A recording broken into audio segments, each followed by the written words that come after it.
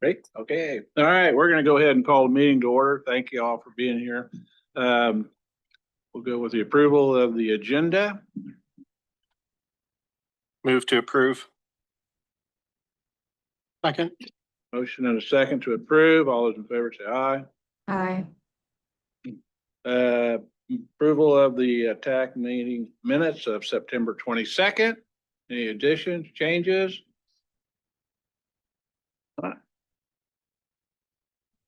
Motion? I move to approve. Second. Motion and a second to approve. All those in favor say aye. Motion carries. All right. Director's report. Chad? Thank you, Mr. Chair. Good morning. Good morning, members of the technical committee meeting. We have a few reports from staff this morning, and then the agenda has 2 action items on Unified Planning Work Program that comprises of tasks of staff and then ideas as well. We recognize our JO staff, both Lonnie and Matt at the corner. They'll be presenting today as well, and along with Peter. That's an action item as well. You have heard before on the progress of intelligent transportation study as well. So before all that, in the director's report, Peter is here to help us on TIP bi-monthly updates and request for proposals update. Peter. Good morning, TAC.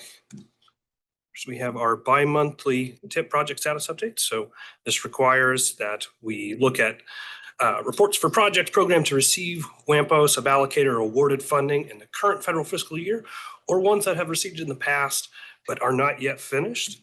As the first report of the new year, I'm happy to say that all projects from federal fiscal year 2025 that were supposed to obligate their funding did so as anticipated. So some good news there. So as our custom, I will go through the ones that are anticipated to obligate this year here. We have the Southwest, or some of these have obligations in both federal fiscal year 2025. So that's one of these first ones, the Southwest Butler Road improvements from 173th Street Southwest to 155th Street. It did obligate its FFY 2025 funding. It has additional funding that'll obligate this year as well. We have the Wichita Intelligent Transportation Systems on East 21st Street.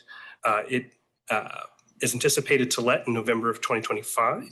We have Derby's Rock Road Corridor improvements, anticipated to obligate in April and anticipated to let on May 21st of 2026. And then the Redbud multi-use path near Rock Road Phase 2, that is also anticipated to let later this year. And that is our just 4 projects. I'm used to reading about 8 on these. We have this map on our packet page 10 of all of these projects. And then you can also see our non-sub-allocated federal funds in the WAMPO TIP after our last amendment, Amendment 6. Okay, any questions on the bi-monthly updates? Thank you. Okay.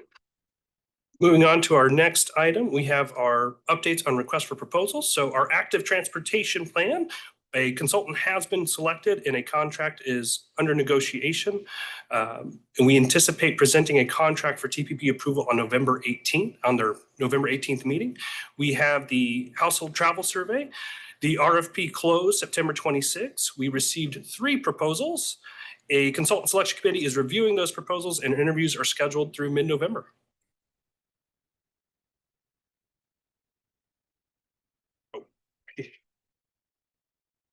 Thank you, Peter. And now, Mr. Chair, Mark is here to update on next couple of items. Yes, thank you. Just wanted to give a preview of our draft 2026 meeting schedule. As you know, WAMPO develops this before the end of each year for the upcoming year. In 2026, the draft schedule will follow the same pattern as it has so far. For example, TAC meets on the 4th Monday of the month. The only exception is the May TAC meeting, which is a week late. A week early, said it does not conflict with Memorial Day. And then as of now, there will not be a January TPP meeting. And then this will be brought to the TPP for approval at their December meeting.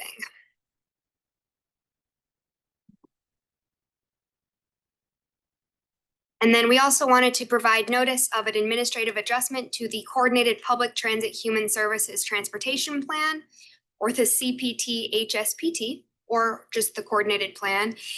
This plan is a tool to help the community coordinate programs for older adults, people with disabilities, and low-income households in the WAMPO region and actually beyond as well. This provides the rubric for the 5310 grant program, for example, that is administered by Wichita Transit. This was last approved in October of 2023. However, having received updated federal guidance, we did make some minor adjustments to ensure that it complied with the updated guidance, as we have with many of our other plans. Any questions? Thank you, Marky. And Mr. Chair, next we have Safe Routes to School update from Kim Negrete. Sorry, I know I'm not Kim. I just wanted to take a moment to talk about the logistics of the walk audits you've been hearing about. And I don't mean to brag, but it was quite a logistical coordination to get this underway. So we put together just a quick visualization of just everything they did. This is just week one. So this really answers the question for me of where was the staff, WAMPO staff, all of October? They were at all these different walk audits. And you can see they're just flying around different places all across WAMPO getting these walk audits done. And you'll notice some of these times overlap. They split into different teams. And by the time they got their travel schedules between the consultant, WAMPO staff, and the over 49 schools that have been done, there was just 3 days each week that they had to do all these. And we're going through just 1 week right now. You can see they're over here and over covering this whole area in the morning, splitting into another team, getting over to Seltzer Elementary 30 minutes a little bit later. And you can just see just how many places across the region they did just over the course of these 3 days. We had a little bit of a contingent of both WAMPO staff and SRF kind of living in our conference room for the past month. But again, we just wanted to do just a quick fly through because we look at a lot of tables and a lot of simple maps, but I don't think it really illustrated some of the logistics of actually getting this done and coordinated. So this visualization right here is really just, again, it's just week one. And to kind of zoom out here, that was 15 schools over 3 days. And then getting over to week two, you'll see they did another 11 schools here. And then it'll switch over here to week three. And I think, was that 20? It's crazy. I don't even know. I am happy to report that Kim has retained her hair color and all of her hair through this past month. And I'll let her go give the rest of the update here. Thanks, Peter. So yes, the Safe Routes to Schools project is hot and heavy. We are reaching out to the schools, and it's been quite amazing. It's really amazing to connect with the school administrators and some of the city and county staff, and to hear the issues that they're dealing with. East High has 1,500 students. They bring in one side of their building every morning and evening, like within 10 minutes. They're bringing in 1,500 students into that one area. So hearing from them, learning from them has been really a great start to this product and to the data that we are collecting that will then go into these individual school reports. So just to give you an update, by the way, at the next meeting, we will actually have some results from the data to share. But since we're still collecting it, the parent caregiver survey, as of September 30th, we had 2,100 responses, and schools are sharing it out again. So I'm hoping to get maybe, close to 2,500 or 3,000 responses, which would be really nice. The schools have collected the student travel tally data. So this is every single classroom in every participating school is asking the students how they got to school that morning and how they plan to leave that afternoon over a 3-day period in a week, and then collecting that data and giving it back to us. So we should have some really great travel data to show how students are getting to and from school currently. We've been attending the fall festivals. That has been really engaging. We've had maps where residents can pinpoint and tell us safety concerns and where they need infrastructure, would like to see it. So that has been really great. And the next SRTS stakeholder meeting will be online November 17th at 10 a.m. You should be receiving a calendar invite to that this week. So here is kind of a list of some of the, most of the schools that we attended. We are going to be doing Southeast actually tomorrow. We got that one. And then another Rose Hill has all 4 schools this week. So our next steps on the walk audits is setting individual meetings now with the engineering planning staff privately, separately, to kind of show them some of the responses and ideas that were collected at the schools, and to get the feedback to ensure that, you know, we're encouraging good projects that can be built in the future. So be watching for those invitations shortly. Any questions on safe routes to school? Thank you, Kim. Yes. Appreciate it. Mr. Chair, introducing our new member, Joe December, recognizing our new member. Any few words, Joe, for the member? Appreciate everybody welcoming me to the board. You know, for being here. Thank you, Mr. Chair. Okay, okay, public comment. As time, I'd like to address us, you know, here or online. If not, moving on. Action item, United Planning Work Program. Markey? Thank you. Okay, so the Unified Planning Work Program, or UPWP, describes the activities that WAMPO staff and consultants will undertake throughout the year. So we are currently, of course, in our 2025 Unified Planning Work Program. However, some updates are needed to that to better align with our current and anticipated work schedules, and to account for the removal of a 2025 subtask that is no longer needed. We did hold a public comment period for this proposed amendment to the 2025 UPWP from October 10th through October 24th. No public comments were received. And then a bit more background, the funding for the UPWP comes from various sources, including federal consolidated planning grant funds, which require a 20% local match. So it's 80% federal funding, 20% local. And the CPG local match expenditures after the proposed amendment 2 would total $1,647,000. So in this, there are some proposed changes. On page 18 of your packet, it lists everything in explicit detail for each subtask, and then the dollar amount and why the change is needed. Just to go over those, it is some funding adjustments between staff tasks to better align with planned work this year, decreasing the budget for operating expenses, decreasing the funding amount programmed for consultant-supported projects that have already been completed to better align with those invoiced amounts.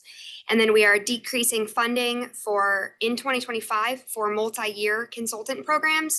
That same amount of funding is carrying into the future, so the overall contract amount does not change. And then we are adjusting funding for the consultant-supported project, the Economic Development Report. This again is a multi-year project, and so the overall amount does not change. And then the removal of a subtask to purchase data this year.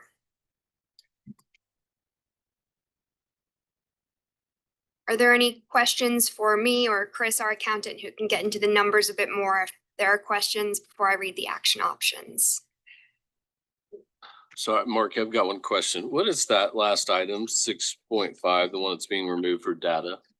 So that originally the plan was to purchase data separately that we would then use. And that was also going to be part of the household travel survey, which will be getting into more detail this next year. However, when developing the RFP and doing more research about that, we learned that it actually made more sense to incorporate the data purchase into the household travel survey to ensure that the data aligns with the rest of the survey. Okay, that makes sense. So yeah, I should have asked about 6.4 first. That change of almost $380,000 is just because the work will be done past this year. Is that right? Correct. Yes. So that contract we're expecting maybe at the end of this year, if not early next year. And so less funding is needed this year, but we are still anticipating that to be a very large project over the next couple of years.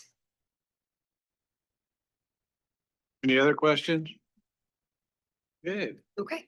In that case, your action options are to recommend the TPB approve the 2025 Unified Planning Work Program Amendment 2 as presented, recommend the TPB not approve the 2025 Unified Planning Work Program Amendment 2, or recommend the TPB approve the 2025 Unified Planning Work Program Amendment 2 with specific changes. And the WAMPO staff recommendation is to recommend the TPB approve as presented. Further discussion, comments? Not, I'd entertain a motion.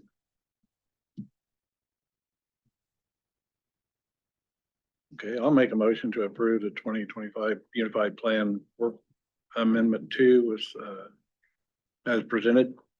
Second. Okay, it's been moved and seconded to approve. All those in favor say aye. Opposed, motion carried. Item B, a Unified Plan Work Program. Go ahead. Thank you. So same basic idea. This is, however, for 2026. And again, this just describes the staff and consultant activities that WAMPO plans to undertake during the calendar year.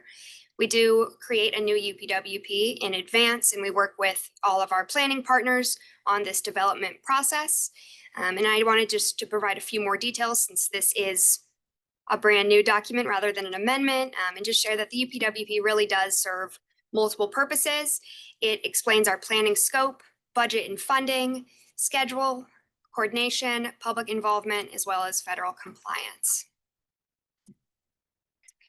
So in the draft 2026 UPWP, it does continue with projects that are already outlined in this year's UPWP, but I thought I would give a bit of a high-level overview of what some of these priorities are proposed to include. That will be continuing with safety initiatives and activities, implementation and administration of our long-range Metropolitan Transportation Plan, or MTP 2050, and other long-range planning participation, continuing bicycle and pedestrian planning and development of the Regional Active Transportation Plan, complete streets planning to increase safe and accessible options for multiple modes of travel, public transit and paratransit planning, safe routes to school, engaging and involving the public and stakeholders in transportation decision-making, administration of the federal fiscal year 2025 through 2028 Transportation Improvement Program, as well as the development of the next TIP, and then transportation data and modeling, including ongoing maintenance and development of the regional travel demand model, and then the household travel survey, which will be a very big project in the next couple of years, and then participation and support for our planning partners in any regionally significant and community projects. This again has that 80-20 funding split.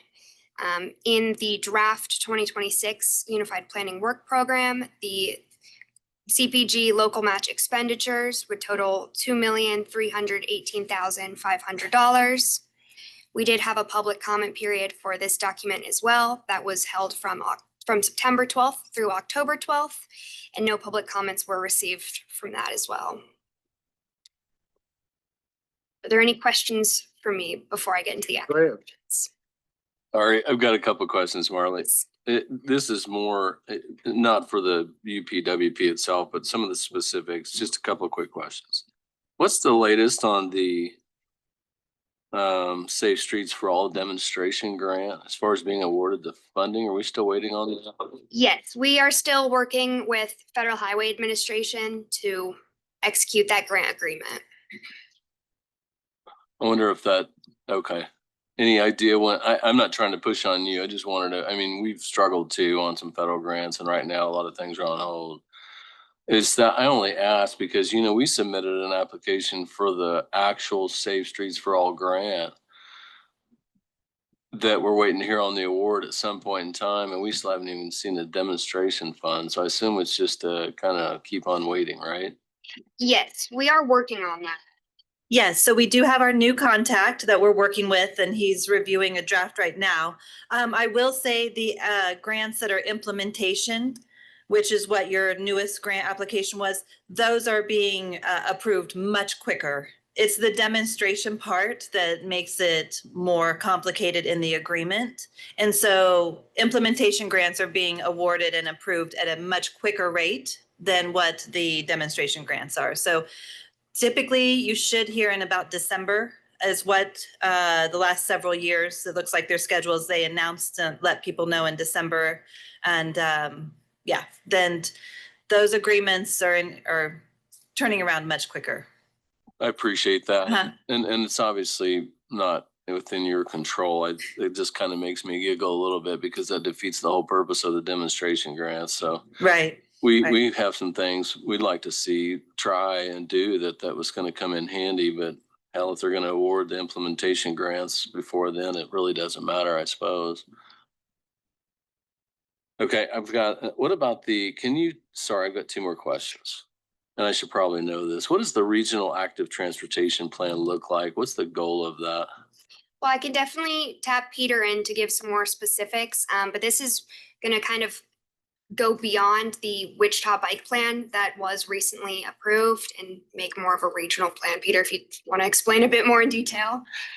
Yeah, we're looking at trying to, number one, get a concrete inventory of all of the bike and pedestrian trails that go beyond just Wichita, but across the WAMPO region. Start from there, then go into looking at we call them catalyst projects, but really a lot of community links and different improvements that can be done that would connect communities across. I guess another way to look at it, right now, if you want to have a single regional, if you had the question, where are the trails in the WAMPO region? I can't point you towards a great resource for that. You can piecemeal stuff between different cities, look at their planned, what they do have, kind of what they put together, but there isn't a concrete place, a single source place I could put somebody to go look at that. So that's a large component. And then also really develop some flushed out project ideas for the future. Thank you. And that makes sense. I was kind of hoping that's what you were going to say. We've had some questions and some challenges a little bit on some of our projects that I would say are more on the fringes of Wichita and the need for multi-use paths or not. And so I think that brings value to us because we're truly looking for a connected trail and path system ultimately. And where we're getting to in some of these areas, we are starting to connect to other communities in the future. So that's good to hear. Looking at routes that connect different communities was something we put quite explicitly in the scope of the contract. So yeah, I'm quite excited about this. And I have the resources. It's good, and I appreciate that. We all know if we don't plan ahead and put in a wider path now, it's going to be hard to do so in the future, knowing that others are coming. So I appreciate that. I have one last question, sorry. And Kim, I wasn't ready to ask this when you were up there before, but on the safe routes to schools, whether it's on this item or come back to it, I think the last thing I heard you say was engineers were going to start meeting with some of the school districts. Is that kind of next step? No, actually, meeting with us.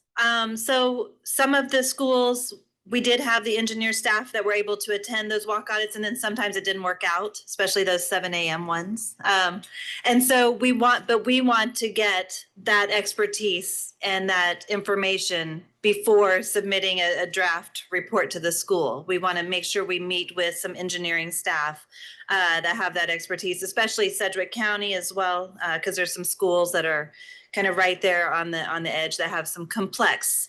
So some of the more complex school properties, we'd like to meet with the city or county staff individually, just a meeting to look at those properties to make sure we're not going to recommend something that you are not going to be able to build. That would not be good. So. Well, that probably gets to my next question then. So ultimately, this effort will provide plans, recommended priority segments, whatever it might be, right? It'll have some recommendations and observations in those school reports. Mhm. Is there is there something down the road? Is there federal funding for implementation?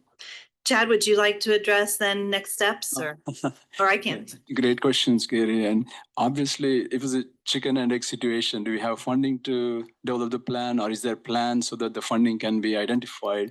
So, after we proceed with the plan and identify priority projects, we will explore various types of funding. For example, TA funds from our suballocated, and then statewide federal dollars that are eligible every year. So there's several sources of funding that we'd be exploring.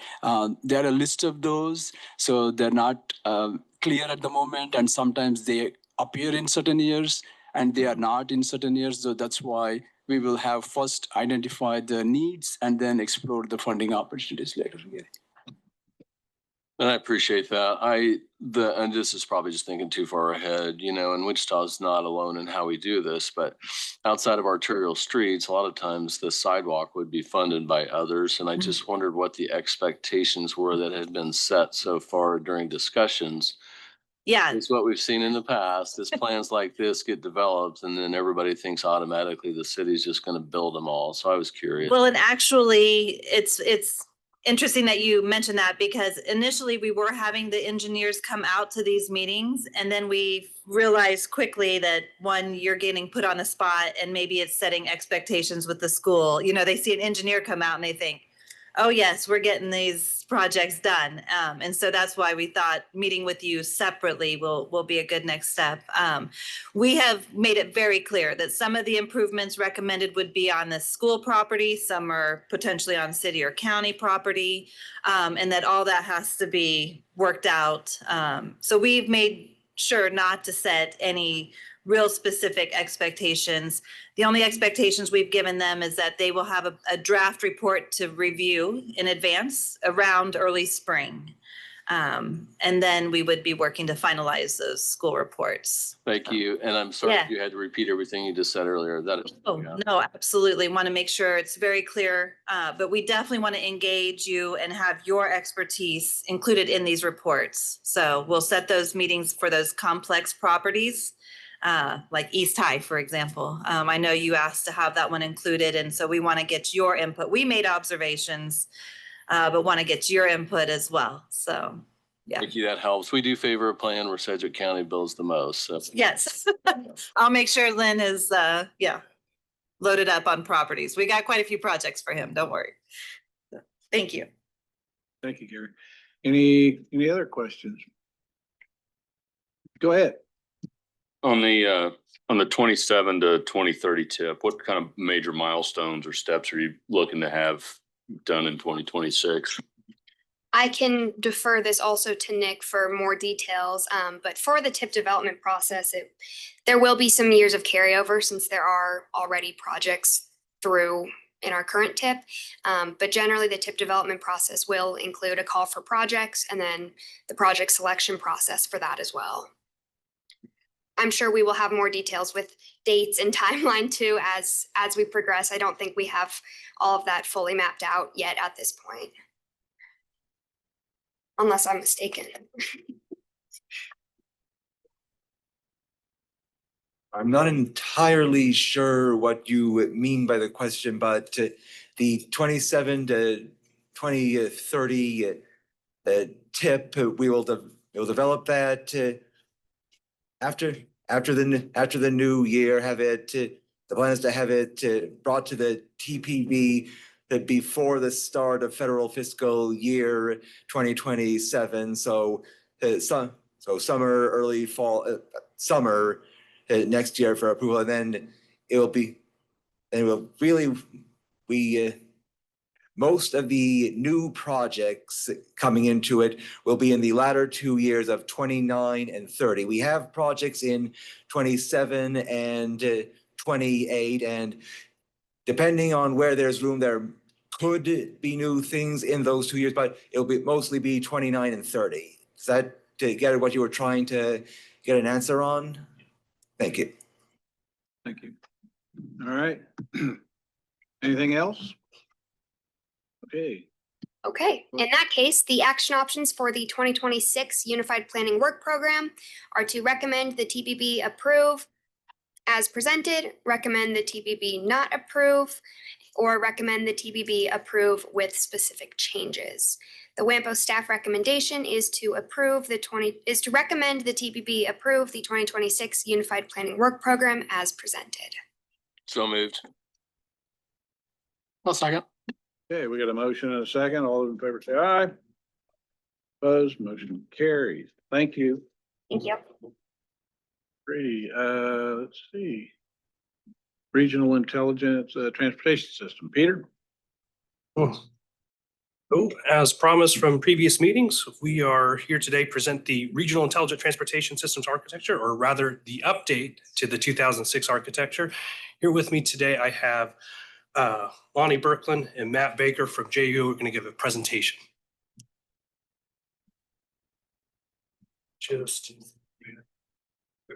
Thank you.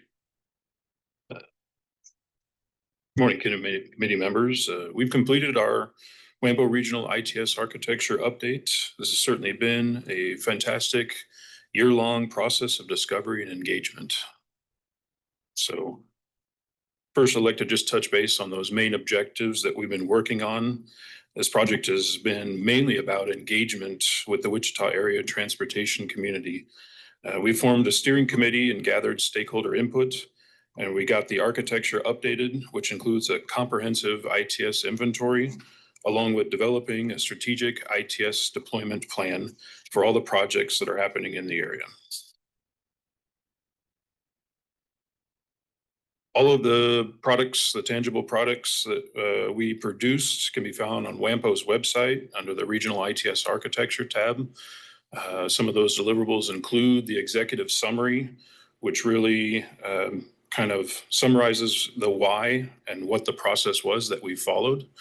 Then the architecture itself, along with a really comprehensive architecture report covering the process, the definitions, and the results.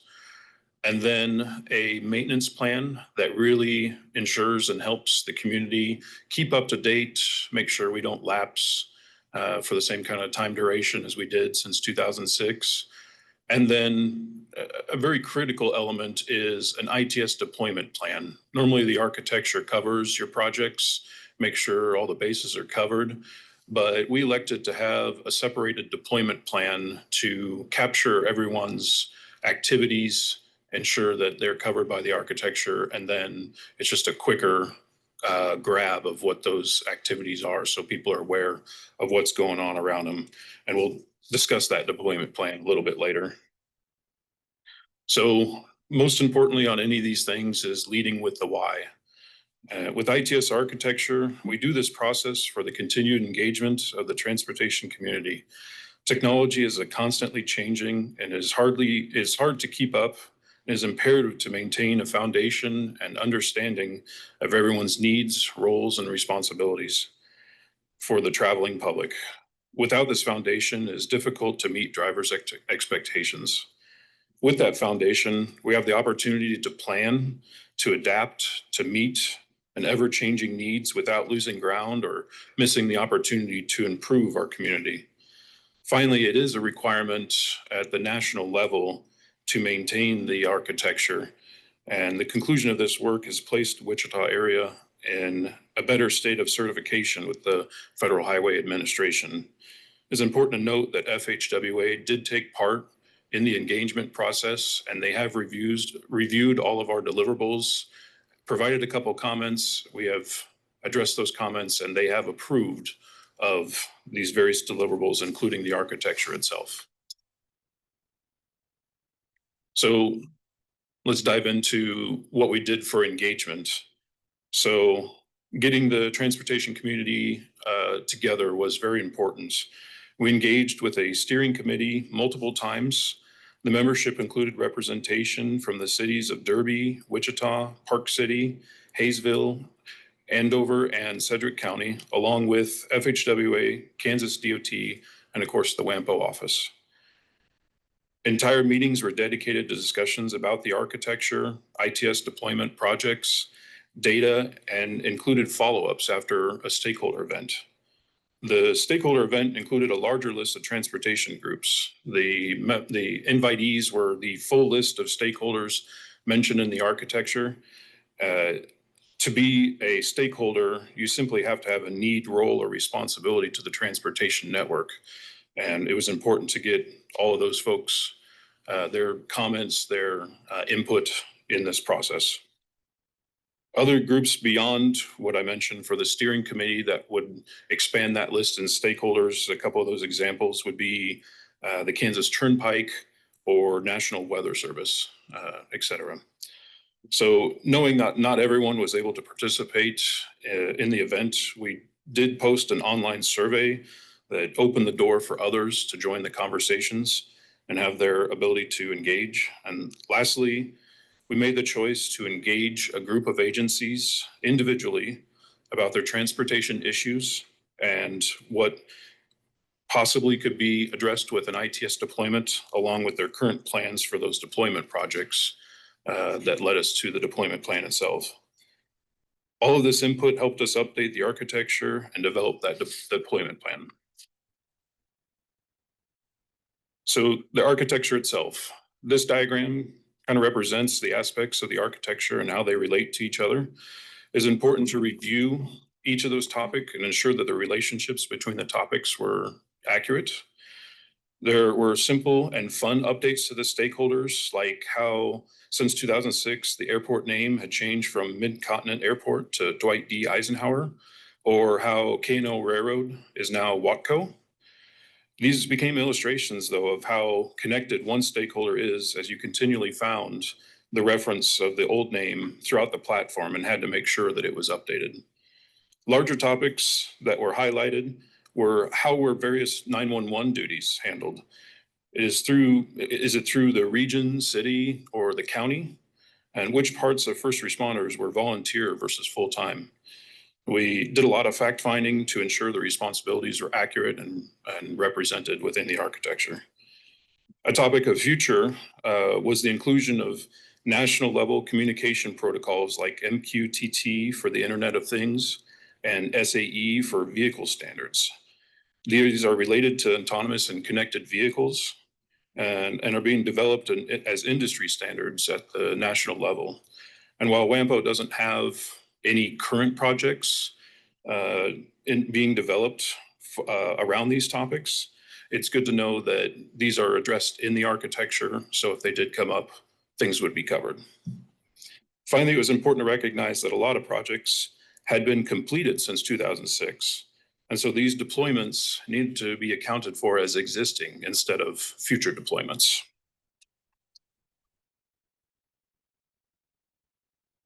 Getting those deployments in as existing, they now became a part of the ITS inventory. So in this illustration, I know it's a little bit difficult to make out, but we have a lot of different device types represented, including cameras, dynamic message boards, weather stations, and other devices, including a whole nother layer of sensors throughout the system.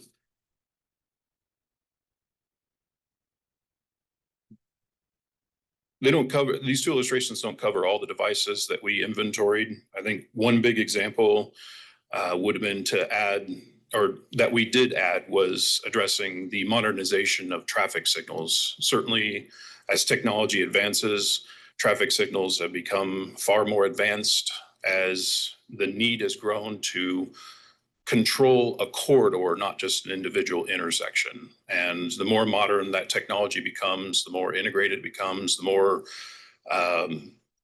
technical those deployments are, especially when those corridors start crossing jurisdictions. It's then really important to understand the relationships and all the stakeholders involved, and not just the individual agency with one traffic signal. A lot of those data flows that we mapped, as you start identifying those stakeholders, coming up with those individual devices, there's all kinds of data management in between. This is one relatively simple example between the operations center and roadside equipment for the city of Wichita.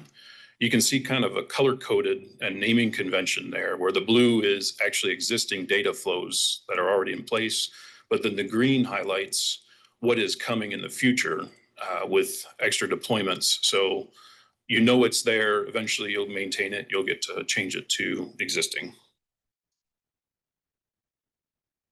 All of this information, the National Architecture Platform has a great output function that simply exports and creates an HTML-based website.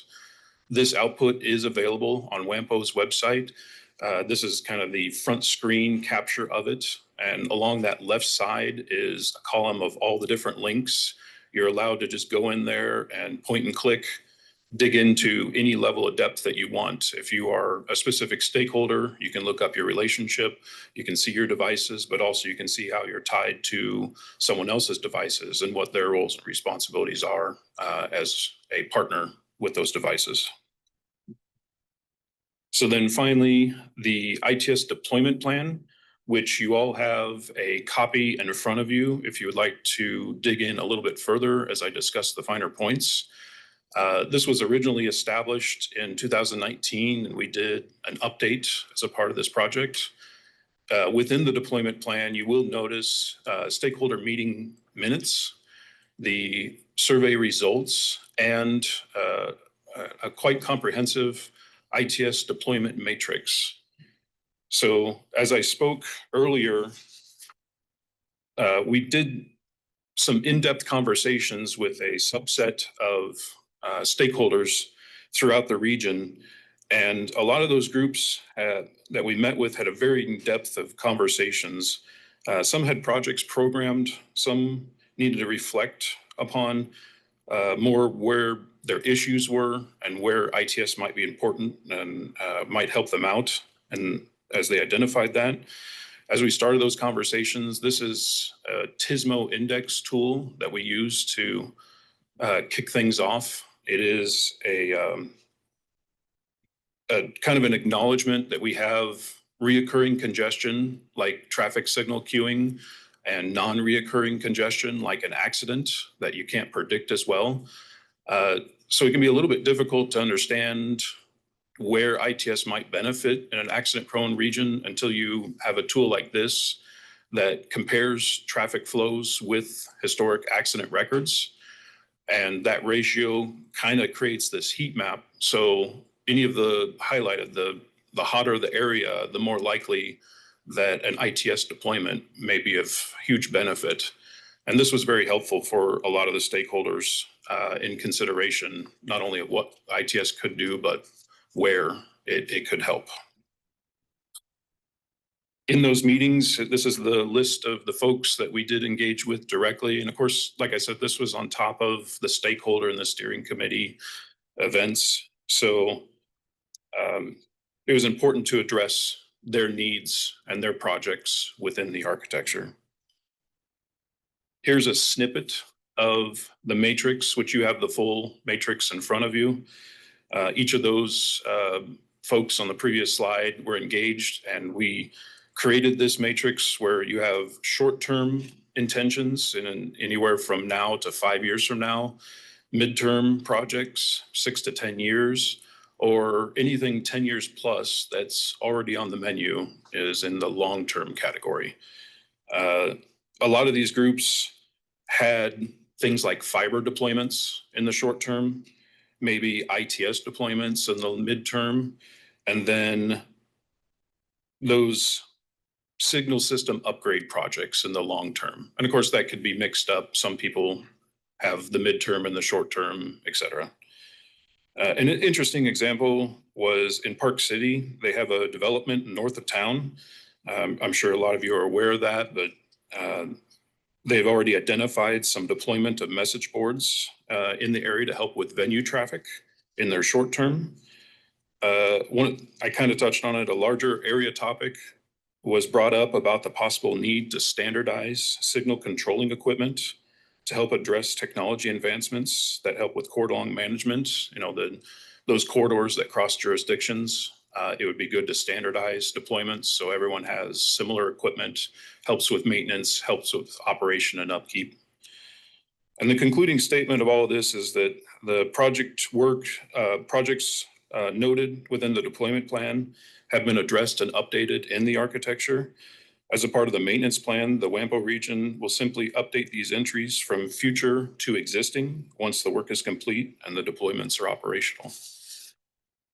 So I think with that, in conclusion, we certainly engaged stakeholders in the steering committee as much as we could. We got the architecture updated. We have a published ITS deployment plan. And right now, the WAMPO region is considered up to date. With that, I can take any questions. Anyone? Thank you.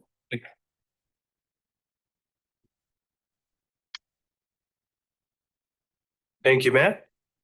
I will take us to our action options. So our action options are before you. Recommend the TPB approve the draft updated regional ITS architecture as presented. Not approve the draft updated ITS architecture, or approve with specific changes. Our staff recommendation is to recommend the TPB approve the draft updated regional ITS architecture as presented.